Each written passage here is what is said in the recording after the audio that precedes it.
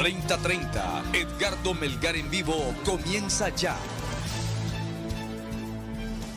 Saludos amigos de 3030, qué bueno que están con nosotros este domingo 15 de enero. Estamos en vivo y tenemos una agenda muy variada, pero sumamente importante con los temas del momento. ¿Cuáles son los temas de la agenda de esta noche aquí en 3030, noche de domingo 15 de enero? Bueno, como usted ya sabe, COVID aumentó a partir de hoy el cobro de peaje en la CA5, es decir, en la carretera que conduce de Tegucigalpa a San Pedro Sula.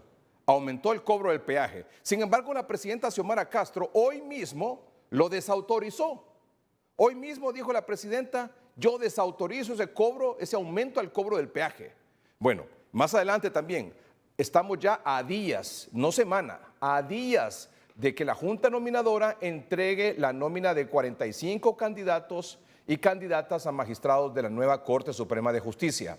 El Congreso Nacional debe elegir a los nuevos 15 magistrados de la nómina que envíe la Junta Nominadora. Además, hay que aclarar, hay que informar, hay que orientar y dejarlo bien claro. No hay ninguna crisis si el 25 de enero el Congreso Nacional no elige a los nuevos 15 magistrados de la Corte Suprema de Justicia. Más adelante lo vamos a explicar. Pero también, mucha atención. El gobierno ha decretado emergencia nacional por 90 días por la gripe aviar, por la influenza aviar que ya se ha detectado en el norte del país. Tendremos información sobre esto. ¿Está en riesgo la población de ser contagiada por esta gripe aviar que comienza con los animales domésticos salvajes y luego eventualmente puede transmitirse a la población, al humano? Esta noche, esta es la agenda de 3030.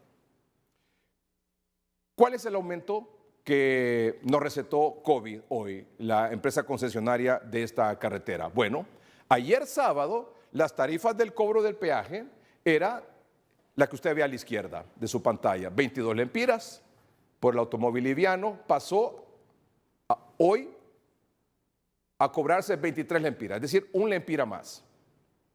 De 2 ejes, 90, pasó a 105. De 3 ejes, de 134, pasó a 158.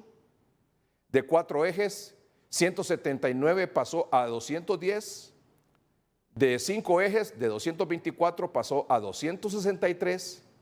Y de 6 ejes, de 269, pasó a 316 lempiras. El cobro por caseta de peaje en la carretera CA5, a partir de hoy, 15 de diciembre. Sin embargo, también hoy domingo, la presidenta Xiomara Castro de Zelaya en su cuenta de redes sociales posteó o manifestó lo siguiente. Esto fue a las 12:36 de este mediodía.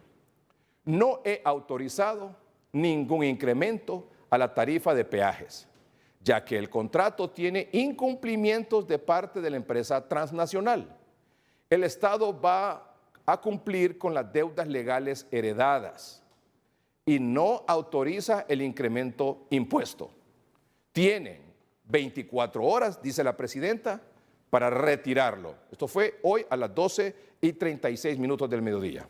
Evidentemente, mañana lunes, en el noticiero Hoy Mismo, estaremos informando a partir de las 7 de la mañana qué es lo que está pasando con el cobro o no del peaje. Si se suspendió el cobro del peaje, ese aumento, quiero decir, al cobro del peaje, o si se mantiene el aumento en el cobro del peaje en esta carretera CA5.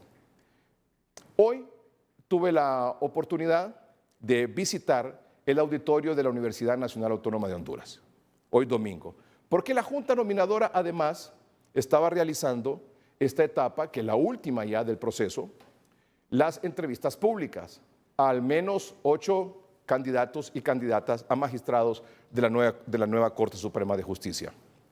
Me pareció una actividad muy limpia, muy profesional, muy transparente, muy ordenada, muy bien programada por la Junta Nominadora. Estaban todos los representantes de las 7 organizaciones que integran la Junta Nominadora.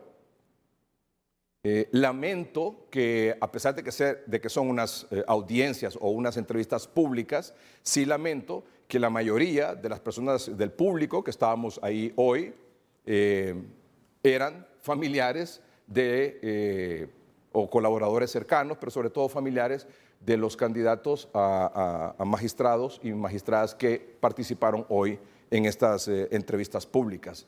Como le decía, es la etapa final ya de este proceso, porque ya ahora lo que sigue, al concluir estas entrevistas públicas, que se haga la evaluación total de todo el proceso de cada uno y elegir a los mejores 45 y que estos 45 integren la nómina que enviará la Junta Nominadora al Congreso Nacional.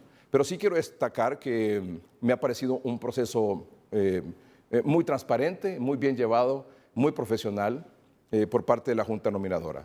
Sí lamento, como les decía, que en estas audiencias vea que estaba vacío, a pesar de que son públicas, son en el auditorio de la Universidad Nacional Autónoma de Honduras, muy poca gente, muy poca gente. Es decir, quienes estaban ahí prácticamente eran como los familiares de los que participaron hoy domingo. Esperemos que tal vez en las audiencias que continúan esta semana, solo quedan 2 días ya, pueda tener un poco mayor de interés, incluso los diputados que son los que finalmente van a decidir los últimos 15, a menos que evidentemente ya los tengan apuntaditos porque no se van a inclinar por capacidad, por idoneidad, por ética, por lo que sea, sino que evidentemente por colores políticos. Eso así es y así es, no lo vamos a cambiar. Bueno, ¿quiénes participaron hoy en estas entrevistas públicas? Estuvo Aida Estela Romero Reyes, Aníbal Federico Izaguirre Maradiaga, Antonio Isaac Martínez Dubón, Damián Gilberto Reyes Pineda, también estuvo José Joaquín Lizano, José Raúl Pineda Alvarado, Luis Fernando Padilla Castellanos y Malcolm Eduardo Guzmán Valladares. Sobre este tema, conversé con el abogado Mario Urquía. Don Mario Urquía es el presidente de la Junta Nominadora y es representante propietario del Colegio de Abogados de Honduras. Bueno, ha sido un trabajo arduo, de mucho compromiso con todos los miembros de la Junta Nominadora. Creo que la mejor valoración se puede ver en las opiniones que se vierten por los diferentes sectores de la sociedad.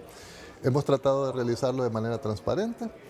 Lo hemos llevado con la máxima publicidad para que la población esté informada debidamente de cada una de las etapas que hemos desarrollado, y eso nos ha permitido llevar aquí el trabajo en equipo que hemos realizado, estar en este momento que es la fase final en la que participan los postulantes, y luego de terminadas estas, la valoración de todo el trabajo para insertarlo en la matriz de evaluación y poder confeccionar el listado de al menos 45.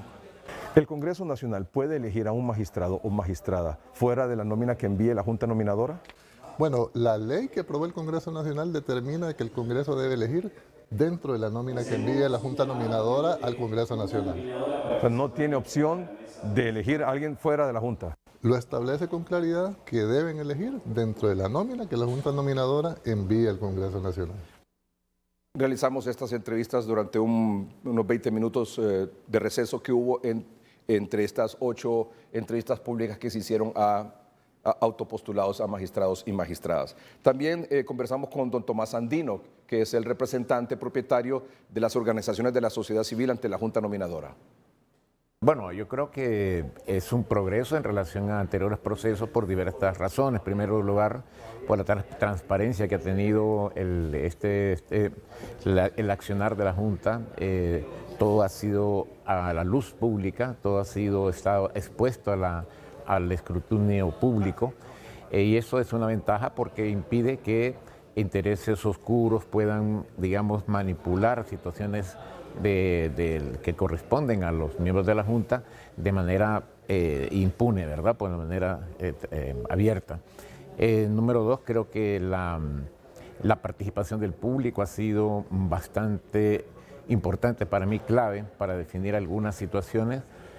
Por ejemplo, en la etapa de tachas y denuncias, hubo una amplia participación y de mucha calidad de muchas organizaciones y personas, de ciudadanos comunes y corrientes, que cuestionaron la participación de varios postulantes, y eso permitió que nosotros tuviéramos más elementos de juicio que simplemente los informes oficiales del Estado para poder determinar el perfil de cada uno de ellos.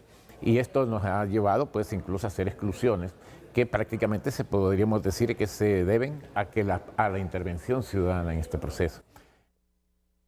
Don Olvan Valladares, ex candidato presidencial del PINU, tiene mucha experiencia en política, además fue diputado creo que por 3 o 4 periodos ahí en el Congreso Nacional, siempre por el Partido de Innovación y Unidad PINU, es el representante propietario del Consejo Hondureño de la empresa privada ante la Junta Nominadora.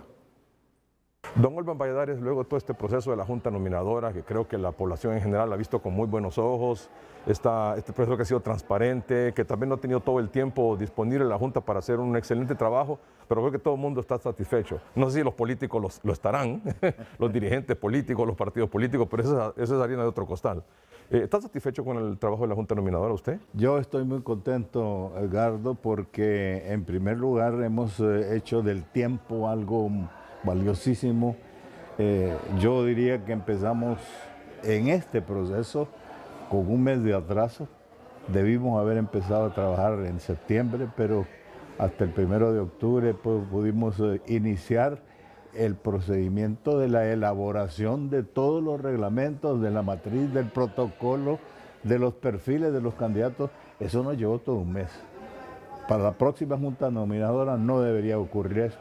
Es más, deberíamos tener una oportunidad de empezar ahí por agosto, julio o agosto, para que el mismo Congreso pueda tener el tiempo de analizar los currículos.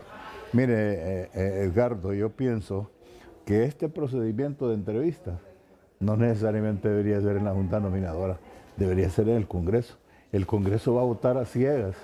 No ha visto nunca a ninguno de los postulantes. Tal vez lo conocerán, pero han fallado en ese sentido. Seguramente van a votar por filiación política. Tenga la seguridad que van a ir por filiación política y sobre todo por lo que les diga la dirigencia partidaria. Claro. Lo importante es que desde el punto de vista de la Junta Nominadora, los 45 que vayan ahí, cualquiera puede hacer, indistintamente de su color político. Correcto. Hemos hecho un gran esfuerzo, nosotros no hemos considerado ninguna afiliación de tipo partidario, estamos valorando precisamente los perfiles completos, valorando su capacidad, su experiencia, su currículum, sus características en cuanto a la ética y la moral. Eso es lo que hemos estado haciendo en la Junta Nominadora. Hay dos preocupaciones, ya cuando esto vaya al Congreso Nacional. Preocupaciones me refiero porque hay muchos rumores, usted sabe, y muchas especulaciones alrededor de lo que va a pasar en el Congreso o no puede pasar en el Congreso. Una de ellas es que si se puede sacar o no a un candidato a magistrado que no vaya en la lista, que se pueda elegir o proponer y elegir a abogados o abogadas, notarios o notarias que no van dentro de esta lista de al menos 45 que mande la Junta Nominadora al Congreso. Edgardo, yo he considerado que cuando se hizo la reforma precisamente de este proceso de la Junta Nominadora, y yo creo que los diputados no estaban pensando en el factor político y de las conveniencias políticas de antaño. ¿Y qué pasó? Se quitaron ellos solos la capacidad y la potestad de proponer. Anteriormente se acuerda que los partidos políticos tenían una cuota, la dirección del Congreso otra, o sea, era político totalmente. No había absolutamente ninguna consideración más que precisamente la afiliación de ellos y la subordinación. Era muy importante. Y no estoy especulando, acuérdese que yo pasé unos 16 años en el Congreso, creo que fueron 3 Cortes Supremas las que pude tener oportunidad de ver, con una impotencia terrible porque esto se manejaba entre 4 personas en las oficinas de la presidencia del Congreso y nadie más tenía ninguna facultad hasta el último minuto en que se dispensaban los debates y se hacía una sola propuesta por planilla, que la Constitución nos dice eso, por planilla y con moción, que eso impedía que alguien más pudiera hacer otra propuesta.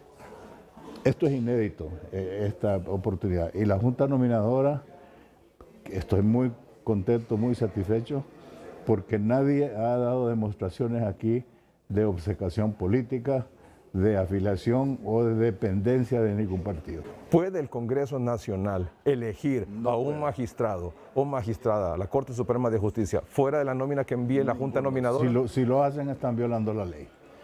Por eso es que estamos contentos. Ahora, La ley y la Constitución. La ley y la Constitución.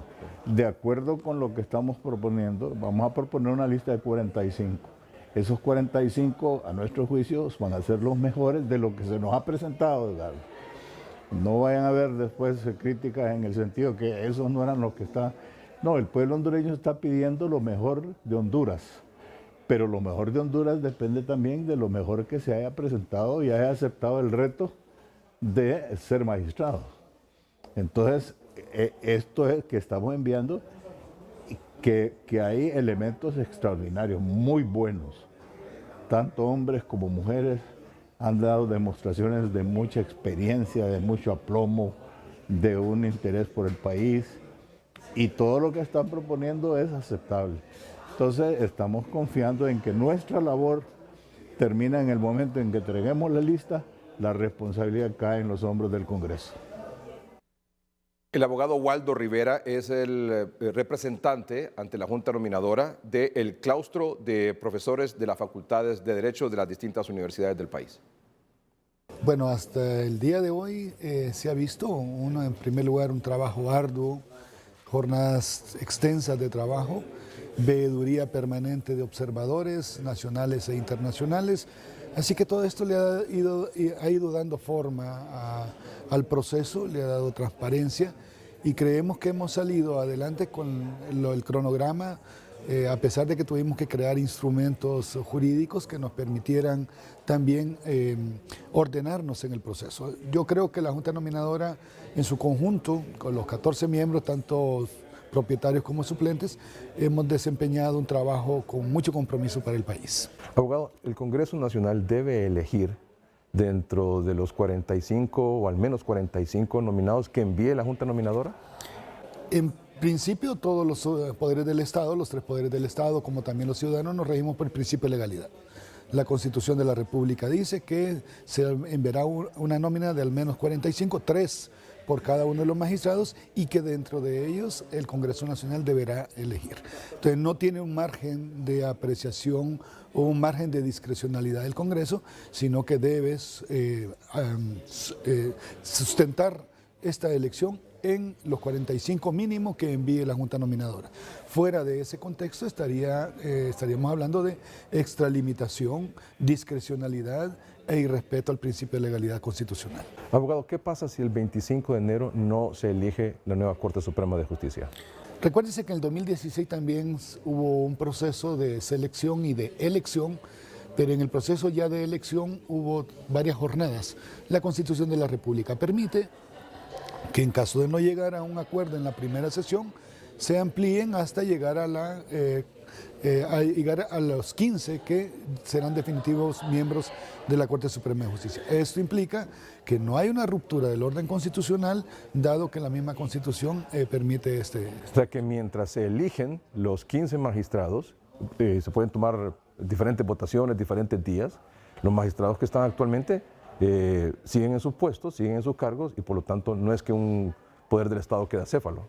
No queda acéfalo, porque si no hubiese sucedido una ruptura en el 2016. Entonces ya tenemos un precedente con la actual Corte Suprema, en la cual en aquel tiempo hubo varios días de retraso para concluir en los 15 que actualmente ejercen la magistratura, y no hubo un problema de legalidad. Ahora, evidentemente quisiéramos tener toda la ciudadanía una nueva Corte Suprema de Justicia que sea escogida dentro de los 45 mínimos que envíe la Junta Nominadora, y que nos pongamos de acuerdo para que el país inicie en este 2023 con una nueva estructura judicial, o por lo menos una nueva estructura dentro de la Corte Suprema de Justicia.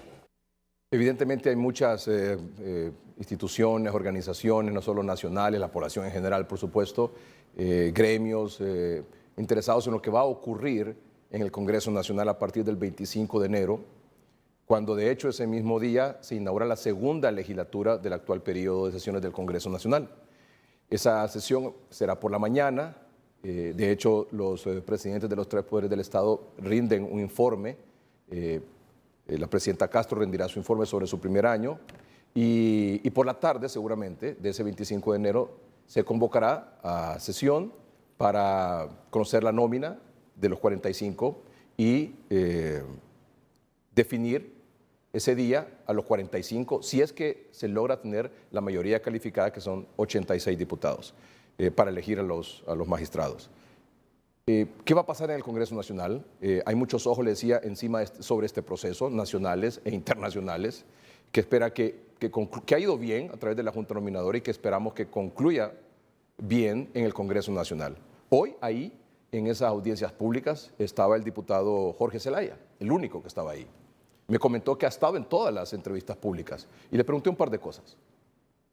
Los diputados tienen claro que van a elegir de la nómina de 45 que envíe esta Junta Nominadora. Así tiene que ser. Por lo menos ese es mi punto de vista, muy personal.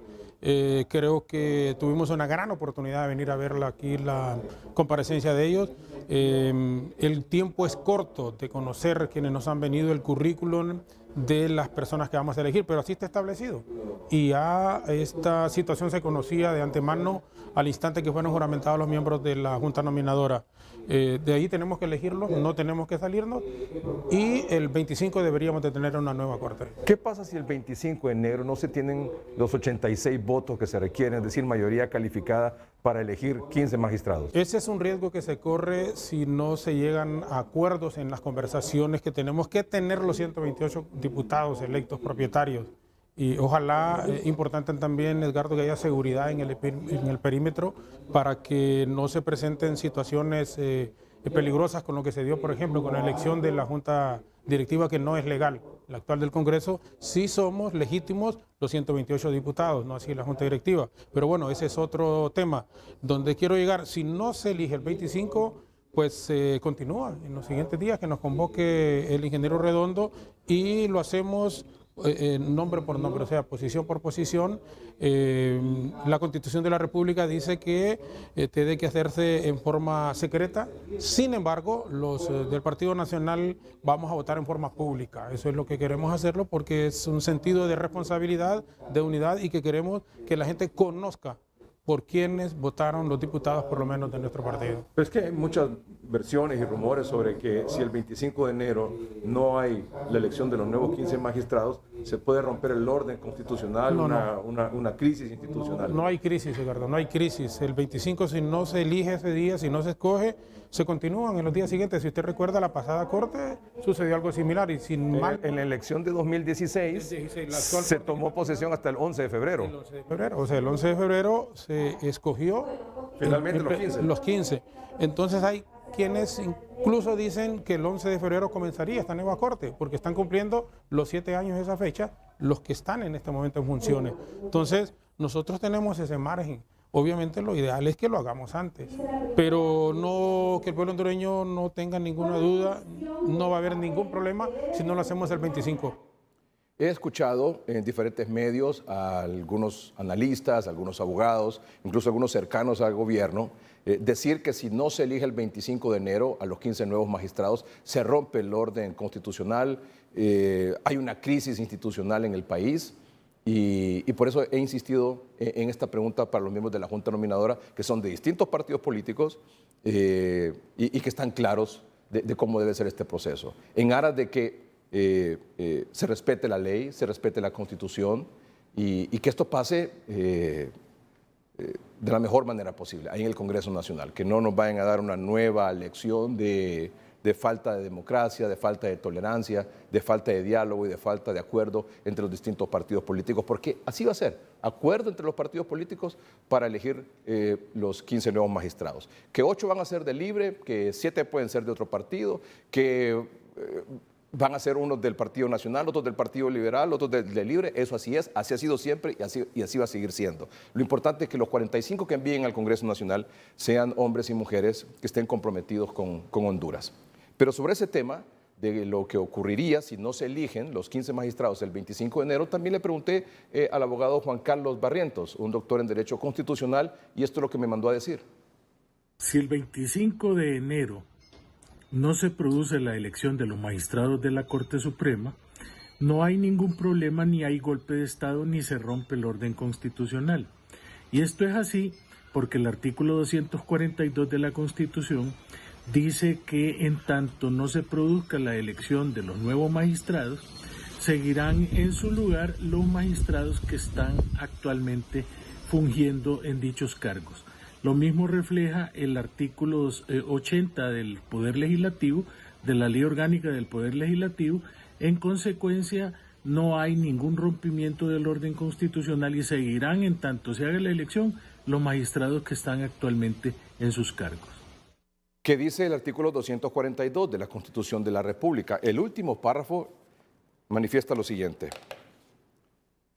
Mientras las nuevas autoridades supremas elegidas toman posesión de sus respectivos cargos, deberán continuar interinamente en el desempeño de sus funciones los diputados al Congreso Nacional, los magistrados de la Corte Suprema de Justicia y las corporaciones municipales del periodo que concluye. Es decir, si no se eligen estas nuevas autoridades para esos cargos, deberán continuar interinamente en el desempeño de sus funciones, ya sean estos diputados, ya sean magistrados o corporaciones municipales.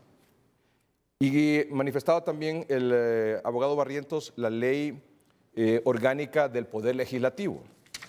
La ley orgánica del Poder Legislativo data del 22 de enero de 2014 y en el artículo 80 establece lo siguiente. El artículo 80 de la ley orgánica del Poder Legislativo.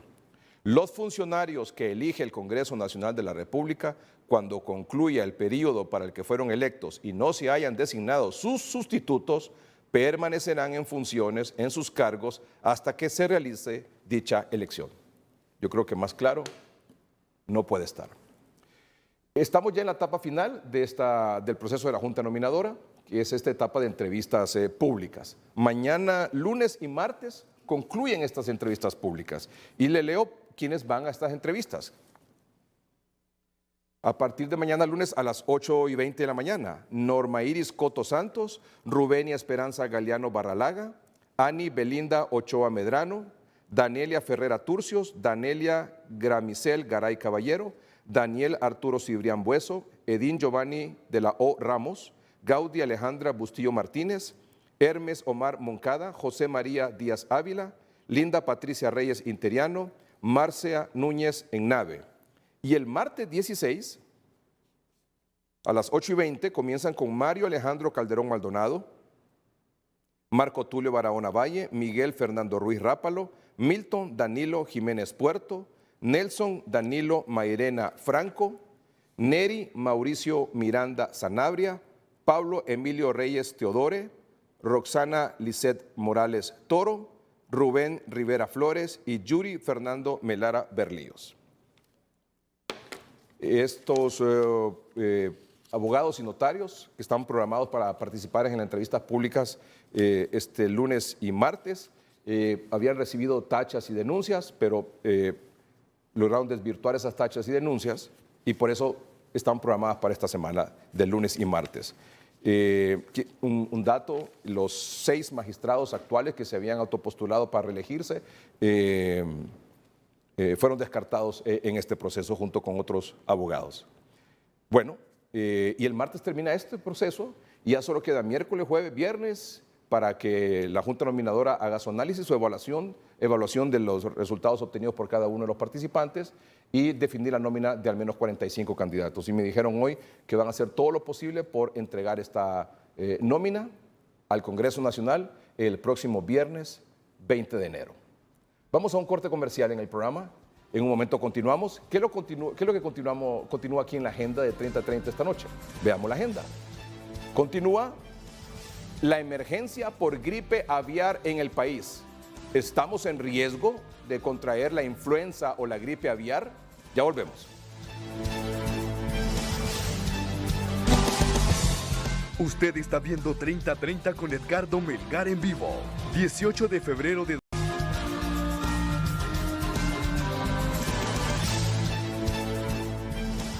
Recientemente se ha detectado influenza aviar en pelícanos. Atención a dónde, porque puede pasar a las granjas, a aves domésticas y luego al humano. Por eso es que el gobierno ha decretado emergencia nacional por 90 días, porque hay una labor de prevención que los expertos ya nos la van a explicar. Pero se ha encontrado esta influenza aviar, es decir, donde hay un poco más de riesgo que esto pueda ir a dar al humano, en Trujillo, en Puerto Cortés y en La Ceiba. Tenemos a nuestros estimados y queridos compañeros corresponsales en estos 3 lugares con una breve reseña de lo que ellos saben, qué es lo que está pasando ahí. Comenzamos con Marvin Bobadilla en Trujillo. Marvin, buenas noches. Buenas noches, licenciado en estudio.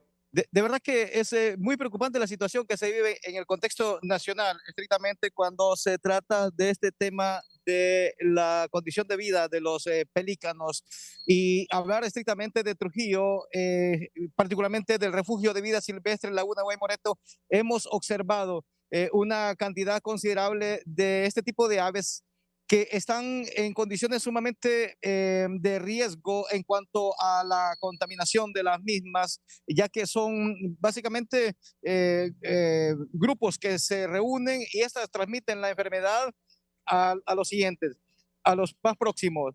Y aún más resaltando, de acuerdo a las investigaciones que hemos tenido, estos tipos de aves ponen de 1 a 3 huevos en su vida. Y esto es muy, muy importante también poderlo considerar. Y aquí en nuestra zona hemos observado una considerable cantidad de pelícanos en condiciones sumamente críticas, como ya reiteraba. Esto se suma también al hecho de que muchos de los pelícanos que están en esta condición se le está dando un seguimiento, tenemos entendido, por parte de SENASA para poder manejar un control estrictamente o tener mecanismos de control en relación a que no se siga transmitiendo esta enfermedad, y parten enormemente del reporte que pueden dar los pescadores en el entorno. Lastimosamente, y esto lo tengo que decir, no hay quien nos dé información aquí en el entorno. Nos han dicho que tienen prohibido, hemos tratado de hablar con los pescadores para que nos digan a dónde están observando más pelícanos en condición. Nos han dicho, nos han prohibido hablar del tema. Algunas otras personas vinculadas también a esta actividad nos han dicho, no podemos hablar, tienen que ser la gente de SENASA estrictamente.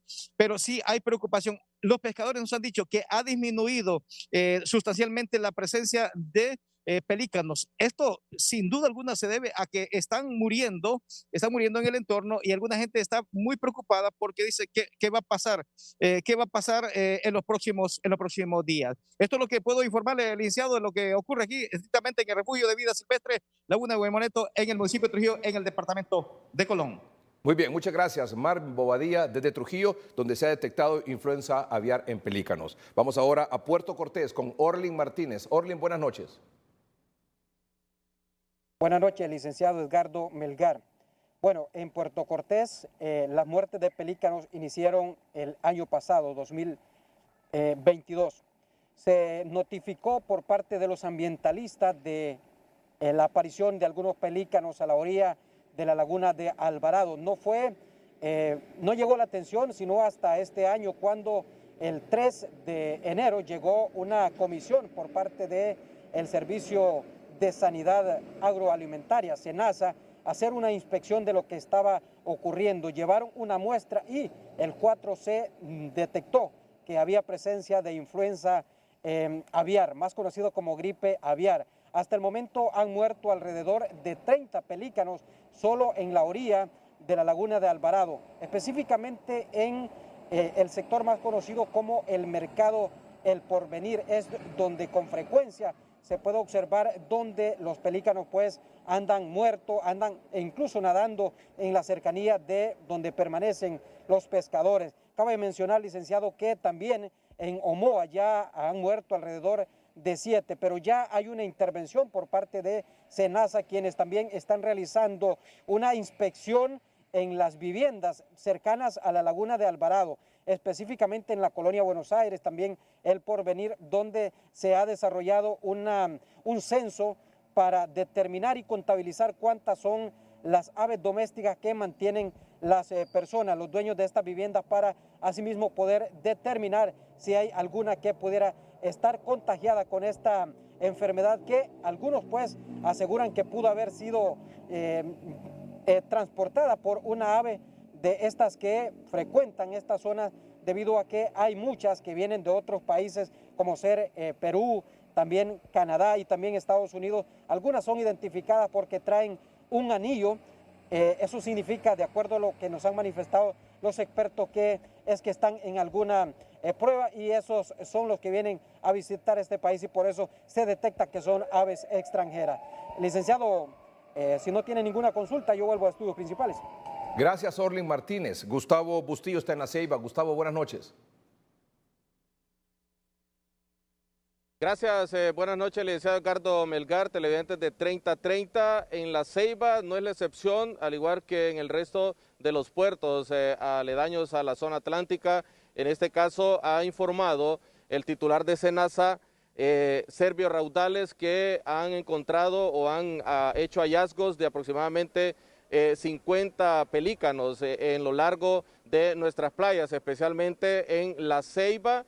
Por ejemplo, en el sector de Dantillo ya se ha registrado hallazgos de pelícanos con esta enfermedad. Además, en la playa de Roma, esto es jurisdicción de Jutiapa, siempre en el departamento de Atlántida, y en El Porvenir, es otro municipio aledaño a La Ceiba. Así lo ha apuntado las autoridades de SENASA. Y bueno, esto mantiene en alerta sin duda alguna las autoridades, quienes se han reunido ya y están realizando patrullajes marítimos y también terrestres con el fin, licenciado, de poder registrar más hallazgos de cadáveres de pelícanos, porque en este caso pues son los pelícanos los que están siendo más atacados con esta influenza o esta gripe aviar. Regreso a estudios. Buenas noches. Muy bien, muchas gracias, Gustavo Bustillo en La Ceiba. Mis invitados esta noche para hablar sobre este tema, expertos en la materia, el doctor Gustavo Valenzuela. El doctor Gustavo Valenzuela es médico veterinario, virólogo avícola y es el portavoz de la Federación de Avicultores de Honduras. Gracias, doctor Valenzuela, por estar aquí. Muchas gracias. Gracias por la invitación. También nos acompaña el médico veterinario y epidemiólogo, el doctor Rafael Rodríguez. Es el director de la Unidad de Salud Animal de SENASA. SENASA es el Servicio Nacional de Sanidad e Inocuidad Agroalimentaria. Doctor Rodríguez, gracias por estar aquí. Muchas gracias, licenciado Melgar, y un saludo a su teleaudiencia. Muchas gracias. Doctor Omar Videa, médico internista, consultor de Noticieros Hoy Mismo y 3030. Gracias por venir, doctor. Buenas noches, licenciado Edgardo Melgar y los invitados aquí en el panel. Estamos listos para discutir un tema muy importante en este momento. Hay algunas preguntas en el aire y algunas no más, no poca preocupación entre la población. Por ejemplo, ¿puede considerarse esta influenza aviar que está matando pelícanos ahí en Trujillo, en La Ceiba y en Puerto Cortés como un riesgo para la producción avícola en Honduras? Bueno, en primer lugar debemos de tener claridad que en este momento la influenza aviar es un tema veterinario, ¿verdad? No es un tema que implique la salud humana, ¿verdad? Y la influenza aviar es una enfermedad que afecta principalmente a las aves silvestres, a las aves migratorias, en las cuales ha permanecido durante mucho tiempo en un estado evolutivo estático, ¿verdad? Sin mucha presión de mutación, y en estas aves pues la enfermedad no les causa mortalidad, ¿verdad? ¿Y por qué permanece en ese estado evolutivo estático en estas aves migratorias? Debido a que en estas aves migratorias la enfermedad, el virus, solo se replica superficialmente en el intestino y no se replica en el aparato respiratorio. Entonces, por eso es que en estas aves pues subsisten a la enfermedad y eliminan el virus a través de las heces, y es ahí cuando entra en contacto con otro tipo de aves o con fauna locales, las infecta. Estas aves migratorias tienen, es normal cada año, esas diferentes rutas. Hay 3 rutas de migración, una ruta que baja por el Pacífico, otra la Pero central. ¿esos pelícanos de dónde son? Esos pelícanos son locales. ¿Esos pelícanos con influenza aviar? Son locales. Son locales. Son locales. ¿Y cómo adquirieron la influenza aviar? Ok. Rapidito, dígame. Esas 3 rutas que migran las aves, ¿verdad? La ruta atlántica, las aves migratorias que bajan desde octubre, a partir de octubre. ¿Que bajan de dónde? Bajan desde Canadá, ¿verdad? Y bajaron a partir de octubre del año pasado, entran en contacto con la fauna local, y la fauna local, tales acuáticas como los pelícanos, son más susceptibles a la enfermedad. No tienen esa resistencia pues que tienen las otras aves migratorias.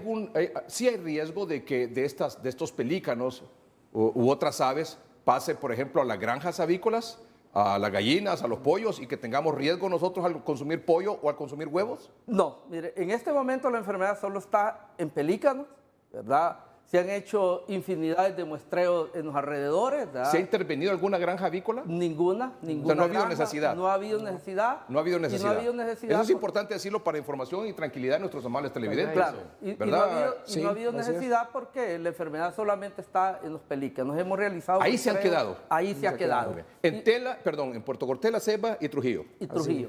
Así es. ¿Omoa? Omoa también sí hemos tenido algunos casos y es importante mencionar lo que dice el doctor Valenzuela. Nosotros desde que tuvimos la primera notificación de la problemática en pelícanos, que fue el 17 de diciembre, pues nuestros equipos de campo fueron a hacer ese mismo día la toma de muestras. El 28 nosotros ya teníamos el resultado de nuestro Laboratorio Nacional de Referencia, el Instituto Hondureño de Investigaciones Médico-Veterinarias, donde nos reporta el caso de influenza tipo A. Esa muestra fue enviada a un laboratorio de Estados Unidos, el laboratorio de Ace, Iowa. El 3 de enero de este año ya nos confirma nuestro resultado y nos dice que es influenza H5N1. Quiero aclarar y recalcar lo que dice el doctor Valenzuela también. La enfermedad actualmente solo está en pelícanos. Y por nuestro sistema de vigilancia que tenemos establecido y los rastreos epidemiológicos y también la delimitación de zonas bajo nuestro protocolo, zona focal, perifocal, zona tapón que decimos, o buffer, nosotros hemos, con los muestreos y investigaciones epidemiológicas, no hemos detectado la enfermedad en aves de traspatio, que conocemos, o la gallina de patio que manejan pues comúnmente. No se ha detectado. No se ha detectado. Ni tampoco en alguna granja avícola. No. Y también es importante mencionar, pues hemos hecho alrededor de 1.700 muestreos en esas zonas, solo en aves de traspatio. Muy bien. Y no se ha detectado. Y no se ha detectado. Qué bueno. O sea, está en pelícanos hasta el momento. Solo está ¿Y de pelícanos puede pasar al humano? De pelícanos a humano. Ahí hay un punto y por eso nosotros recalcamos. No manipule pelícanos enfermos. Ahí está claro. Por favor, yo quisiera que la cámara me enfocara directamente al doctor Rodríguez, porque hay pescadores, hay muchos habitantes, hay en Trujillo, en Omoa, en Puerto Cortés, en La Ceiba, que necesitan escuchar lo que usted está diciendo. Bueno, ¿cómo se puede pasar la influenza aviar? ¿Es mortal? Sí, puede ser mortal. Bueno, ¿cómo evitar el contagio de influenza aviar de un pelícano, que es donde en este momento se ha detectado, a un humano? Dígaselo, por favor. Ok, ahí voy a aclarar. El riesgo es manipular un pelícano, bueno, ya sea un muerto o un pelícano enfermo, pero sí vale la pena aclarar que el riesgo a humano es esporádico. Un dato importante, en las Américas, los reportes que tenemos en Estados Unidos, uno que han reportado, en el último que se reportó fue en Ecuador, pero es esporádico. No es una enfermedad del H5N1 de alto contagio para el humano. Pero sí el riesgo mayor es que nosotros sirvamos de vehículo de llevar la enfermedad a nuestras aves de traspatio. Entonces, el principal riesgo ahorita es nuestras aves de traspatio y nuestra población avícola. Entonces, ¿cómo, primero, gente alrededor de estas comunidades donde se ha detectado los pelícanos con influenza aviar, no manipular las aves? No manipular, primero que todo. Lo que solicitamos es notificar de manera inmediata al SENASA que nuestro personal de campo que está preparado para atender estos casos realizará los procedimientos establecidos. Y lo segundo, ¿cómo evitar que de los pelícanos pase a las aves de traspatio? ¿Verdad? Eso es lo siguiente, ¿verdad? Porque de las aves de traspatio es más fácil que pase al humano. Correcto. Permítame un momentito, vamos a un corte comercial, ya volvemos.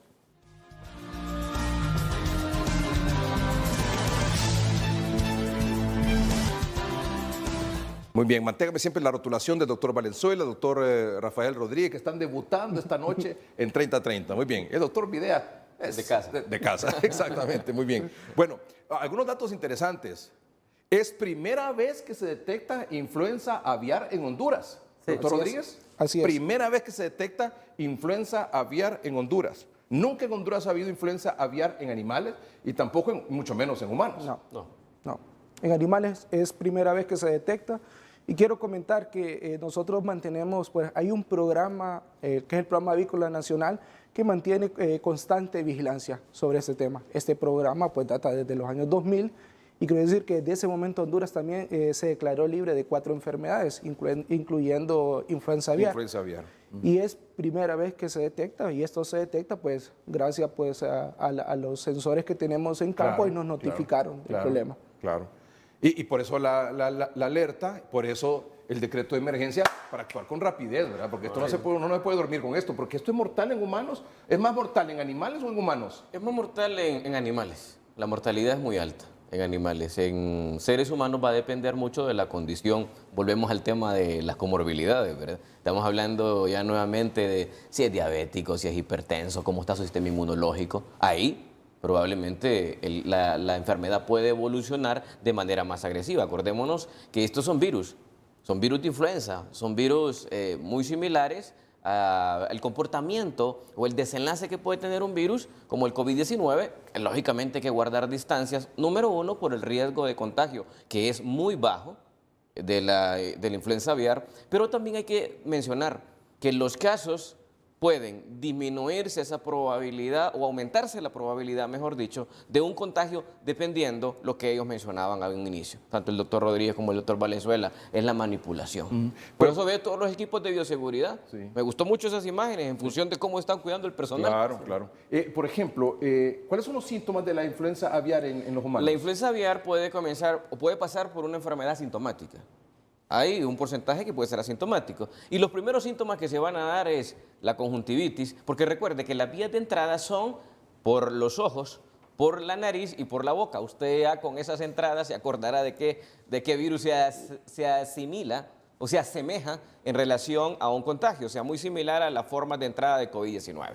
Pero bien, entonces, en la entrada usted puede tener esos síntomas, que son síntomas respiratorios altos. Aparte de la conjuntivitis, congestión nasal, puede haber tos, puede haber fiebre, y la intensidad de los síntomas puede bajar esa influenza, que está en las vías respiratorias superiores, a las inferiores hasta provocar neumonía. ¿Y cómo adquiere el contagio el humano? Hay una forma de contagio que es un contacto directo, ¿verdad? Es la manipulación. Es lo que decía el doctor Rodríguez, manipular el pelícano. Sí. Así es. Cuando me dicen manipular el pelícano es agarrar, tocarlo, ya muerto o vivo incluso, enfermo, cargarlo, ¿verdad? Enfermo. ¿Por cuáles son los síntomas, por ejemplo, en un animal de la influenza aviar? En el caso del pelícano, por ejemplo, lo vemos que ya está, el animal pues tiene problemas de movimiento. A ver, normalmente ya está la cabeza, pues decaído él ya, entonces, y se le dificulta. ¿Y muere rápido? Sí, puede morir rápido. ¿Los animales con influenza aviar mueren rápido? Claro que sí. En el caso del pelícano, nosotros hemos dado seguimiento a los animales con signología clínica y están muriendo rápido. 24 horas estos pelícanos están muriendo. 24 horas. Sí, lo que nosotros hemos encontrado, pues porque hemos encontrado ya estos casos, pero posiblemente hay otros que nos han notificado que han tenido un mayor tiempo de vida. Si usted es un televidente allá en Trujillo, Ceiba, Omoa, Puerto Cortés, está en contacto con uno de estos pelícanos, puede estar contagiado por influenza aviar. Como le digo, en ese tema, el mayor riesgo que tenemos actualmente es nuestra población avícola, porque si una persona manipula ese pelícano, puede servir de vehículo llevar la enfermedad a sus aves. Ese es el principal riesgo. O sea, no es el contacto pelícano-aves, sino que el riesgo es pelícano, humano. Un reservorio. Granja avícola. Sí, así es. Ahí yo quería agregar lo siguiente, como dándole un poco de vuelta de timón al tema, ¿verdad? ¿Y por qué digo esto? Actualmente la influenza aviar está en muchos países, incluso ya es una panzotia, ¿verdad? Que son términos diferentes que se utilizan. En la parte humana es una pandemia, en la parte veterinaria se denomina panzotia. Y se le llama panzotia porque ya está en varios continentes, ¿verdad? En Estados Unidos tiene muchísimos años de existir y solamente han reportado un contagio. Y ese contagio fue una persona que le encontraron anticuerpos. Esta persona nunca demostró signos a la enfermedad. Pero ¿cuál es la preocupación nuestra? Nosotros no estamos preocupados porque se le va a transmitir al humano, porque el riesgo es insignificante, diría yo. Y esto lo veo con datos que tomo de la Organización Mundial de la Salud, del CDC, de la FAO, de los diferentes... ¿Cuál es su preocupación, doctor? Nuestra preocupación es que de los pelícanos pase a aves de traspatio y de esas aves de traspatio pase a la avicultura comercial. Pero al mismo tiempo... Pero lo que hay que evitar ahí, el tapón ahí, el muro es entre los pelícanos y las granjas avícolas. Y las aves de traspatio. Y las aves de traspatio. Pero el vehículo es el humano. ¿O puede ser el pelícano directamente? No, porque el pelícano no visita. El pelícano se mantiene donde hay comida, donde hay agua, donde hay pescado. Se mantiene en la playa. El pelícano no entra. Entonces, necesariamente, la influencia aviar viajaría, en este caso, de los pelícanos al humano y luego a la granja Sí, avícola. pero el humano solamente puede servir como un vector mecánico que lo puede trasladar en su ropa, en sus zapatos, en sus manos, ¿verdad? Esa es la única forma que el humano lo puede trasladar, ¿verdad? No lo puede trasladar de ninguna otra manera, ¿verdad? Aquí hay que recalcar... Explíqueme bien eso. Una persona se puede contagiar de influenza aviar manipulando el pelícano, tocando el pelícano. ¿Sí? ¿Solo así? Podría llegar por fluidos, pero es esporádico, nuevamente. En el dado caso que se Por diera. la inhalación. Sí, en dado caso que se Sí, diera. que como que él tocara, que tocara una mucosidad del pelícano y después se llevara la mano, con la mano se la llevara a la nariz, ¿verdad? ¿Verdad? Pero eso es... Y luego, en el dado caso que sucediera, porque aquí estamos aprendiendo todos este asunto, ¿verdad? Porque de hecho es primera vez en 27 años que tiene este programa que hablamos de influenza aviar, ¿verdad? Entonces, ese humano que entró en contacto con el pelícano se puede contagiar de influenza aviar. Suponiendo. Sí, suponiendo que se contagie. Luego, entonces, ¿cómo lo pasa a una granja avícola? ¿Cómo contagia al ave de traspatio? Ok, que él vaya y si él manipuló el pelícano y llega a su casa y agarra un ave de traspatio, ¿verdad? Pero O sea, no con el contacto de las con manos. el contacto de las manos. No es que él va a desarrollar signos de la enfermedad. No es que él va a llegar y va a estornudar. Hay una infografía que nos pudiese ayudar, producción, una infografía en relación a los medios o las formas de contacto, tanto directo como indirecto, que puede dar la influenza aviar en los humanos, porque es importante pues ampliar sobre esto que el doctor nos mencionaba y nos describía. O sea, pero toca el pelícano y después va a tocar una gallina. Ahí lo puede transmitir. O él se paró en un excremento del pelícano y con esos zapatos él ingresó a una granja. Eso es lo que quiero que explique usted bien explicadito para que la gente que no está viendo ahí lo puede llevar. O él tocó el excremento del pelícano y después se fue para su casa y tiene su gallinita de traspatio, ahí lo puede llevar. Y en más la preocupación es para aves de traspatio, no para la industria avícola. La industria avícola es una industria tecnificada con infraestructura que evita el contacto de aves silvestres con las aves. O sea, que aquí no se ha detectado ninguna influenza aviar, ni gripe aviar en ninguna granja avícola. En ninguna granja Podemos avícola. comer pollo y huevo con tranquilidad. Podemos comer pollo y huevo con tranquilidad, y también hay que recalcar que la influenza aviar no se transmite a través del consumo de huevo ni de carne de pollo.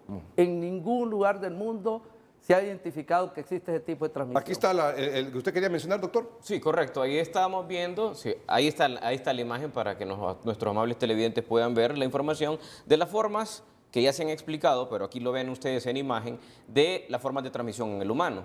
Esto del Centro de Control y Prevención de Enfermedades en Estados Unidos, CDC, donde usted ve manipulación directa, inhalación de estas aves con sus desechos, una ave ya infectada, ¿verdad? Ahí lo vemos con tanto que puede portar el virus a nivel de la saliva o a nivel de las heces. Entonces, esas son las vías de transmisión que tenemos que dejar claro, y en eso coincidimos, es poco frecuente. Pero en el incremento del riesgo, del número, ya al tener animales ya como pollos o gallinas en su momento, que Dios quiera que no ocurra. Entonces el riesgo se va incrementando. Entonces, ¿cuál es lo más importante? Evitar que llegue a esa fase y que se quede hasta la fase donde se han encontrado en este momento, que son los pelícanos.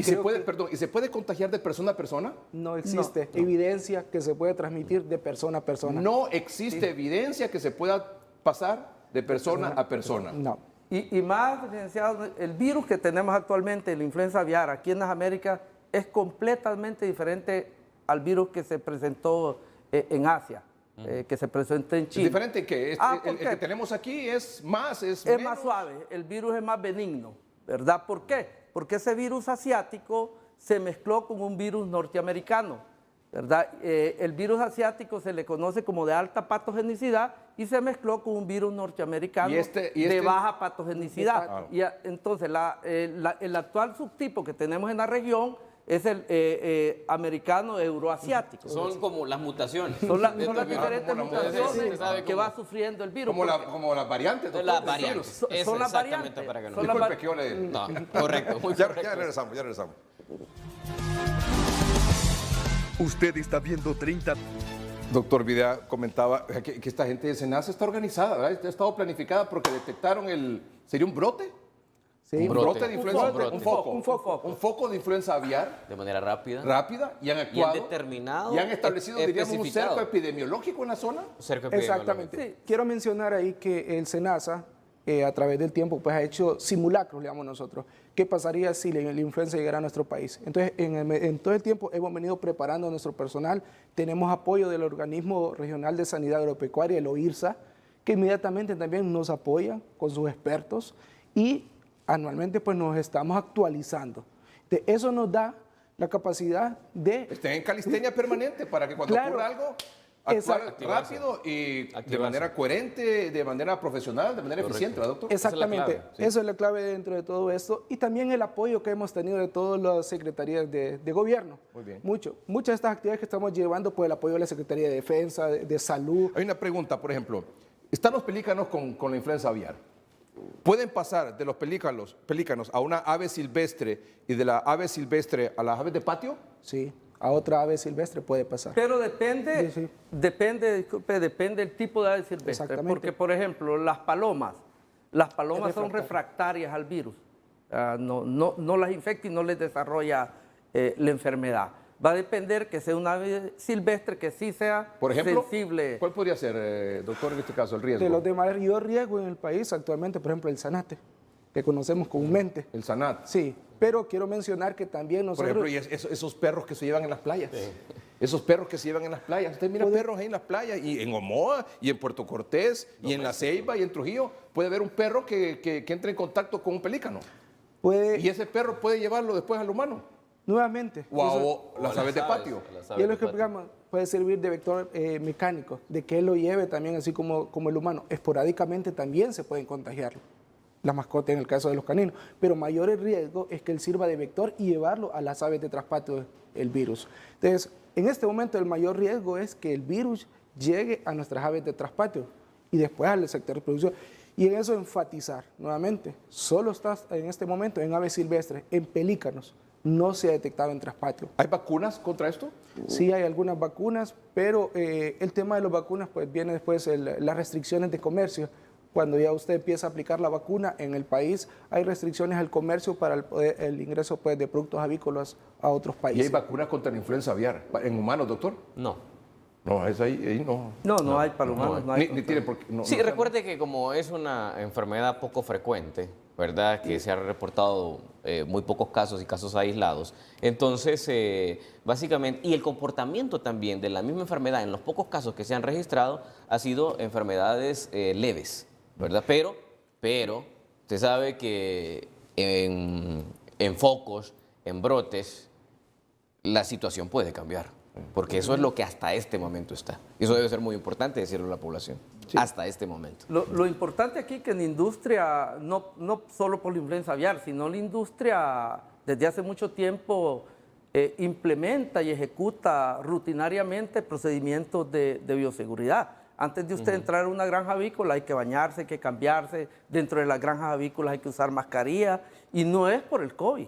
En la industria avícola tenemos 30, permanente. 50 años de estar usando mascarillas. Pero me refiero más también incluso tal vez no a las granjas avícolas grandes, sino que tal vez incluso a las domésticas, ¿verdad? Creo que, sí, exactamente, a las de traspatio, como dice el doctor Rodríguez. Licenciado, creo que es importante mencionar el trabajo que viene en conjunto la industria con el SENASA. Este trabajo que se ha venido haciendo también a los reglamentos que tenemos reglamentos que datan desde el 2000, para el tema de bioseguridad y los controles que deben de tener. Pero ahí, en este momento, lo que hay que hacer es, como el COVID, doctor, cuando se encuentra el brote, en este caso hay un foco de influenza aviar, es la contención. Y mire qué bueno que acaba de decir eso usted. Desde el momento que tuvimos el primer diagnóstico positivo, la industria, estuvimos trabajando de la mano, gobierno y industria, y eso ha logrado... Pero que no se hizo con el COVID aquí, doctor, lo están haciendo ellos ahí con la influenza aviar. Sí. Muy bien, excelente. Ya volvemos. Una lección.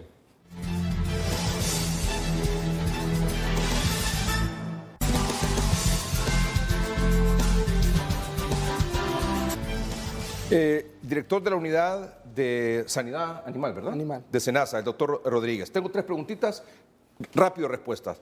¿Hay humanos en cuarentena hoy en día en Honduras por influenza aviar? No y nunca han habido. Muy bien. 2. ¿Cuántos días tiene de estar haciendo una labor de contención para que la influenza aviar no salga de esos lugares donde se ha detectado y que esté solo en pelícanos?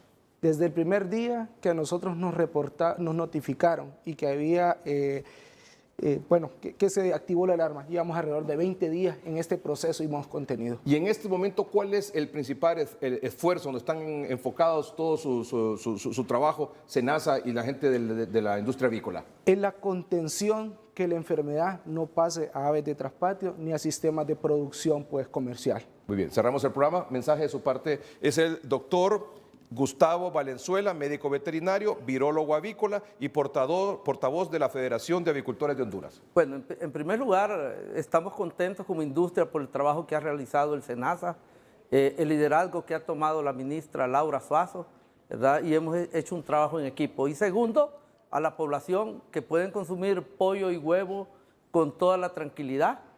En ningún lugar del mundo ha demostrado que al consumir pollo y huevo la enfermedad se les va a transmitir. Muy bien. Muchas gracias. Muchas gracias a usted, doctor. Doctor Rafael Rodríguez, médico veterinario, epidemiólogo, director de salud animal de SENASA. Bueno, en este momento lo que le solicitamos a la población, que en toda la zona del litoral, cuando encuentren un pelícano enfermo o cadáveres, que notifiquen de manera inmediata al SENASA para nosotros implementar nuestros protocolos. También el agradecimiento a todas las otras autoridades de gobierno, a las municipalidades y a la población, porque también hemos tenido la colaboración de ellos, y a ustedes, los medios de comunicación también, y también a los organismos regionales como el OIRSA, que lo mencioné, que desde el primer día también se activaron, y la Federación de Avicultores, que hemos estado en constante trabajo en este tema. Muy bien, excelente, doctor Rodríguez. Doctor Videa. La influenza aviar es poco frecuente en humanos, pero no nos podemos arriesgar. Tenemos que guardar esas medidas que ya se han explicado en esta noche para evitar que usted vaya a ser el primer caso en el país en humanos de influenza aviar. O sea, el cuidado responsable, la manipulación debe de ser con equipo profesional. Buenas noches. Gracias, doctor Videa. Gracias, doctor Rodríguez. Gracias, doctor Valenzuela. Gracias. Y antes de concluir el programa, solo quiero solidarizarme con un grupo de ciclistas y con la familia también de Donald Canales. Esta es una nota de duelo. Lamentamos el sensible fallecimiento de Donald Canales. Hoy, 15 de enero de 2022, anunciamos con enorme pesar la pérdida de nuestro querido amigo Donald Canales, quien en vida fuera nuestro compañero del pedal, hombre humilde, destacado por participar en todos los eventos ciclistas a nivel nacional. Pérdida irreparable para el ciclismo hondureño y el Club Upare. Extendemos nuestro más sentido pésame a su familia, deseándole fortaleza y resignación en estos momentos. El amigo Donald Canales, lastimosamente, fue atropellado por un vehículo. Iba con un grupo de ciclistas en el sector aquí de Francisco Morazán y lamentablemente murió. Nuestra solidaridad para toda su familia y, por supuesto, a su grupo de amigos ciclistas aquí en Tegucigalpa. Gracias a ustedes por su atención. Buenas noches y que estén bien.